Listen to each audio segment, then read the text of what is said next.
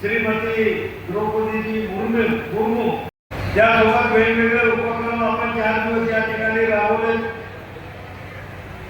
त्यात महत्त्वाचं म्हणजे आमच्या आशाताई शेवटचा दिवस आपण नेत्र तपासणी आणि मोफत चष्मे वाटपाचा हा कार्यक्रम झाला।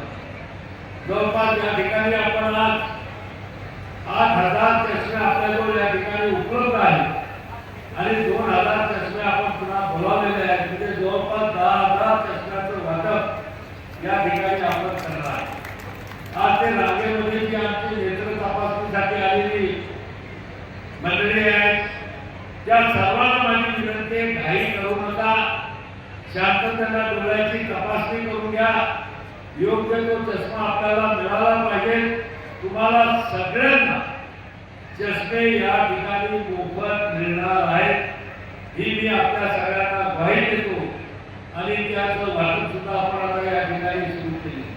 कार्यक्रम करत असताना हे काही कोणा 1-2 माणसांची जबाबदारी किंवा काम नव्हतं। अनेक लोकांचं सहकार्य,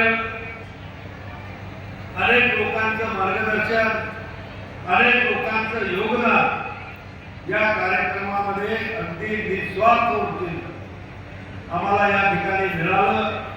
खरं म्हणजे त्या सगळ्यांचा नामोल्लेख करणं या ठिकाणी गरजेचं आहे आणि म्हणून सर्वप्रथम मी या ठिकाणी आभार व्यक्त करीन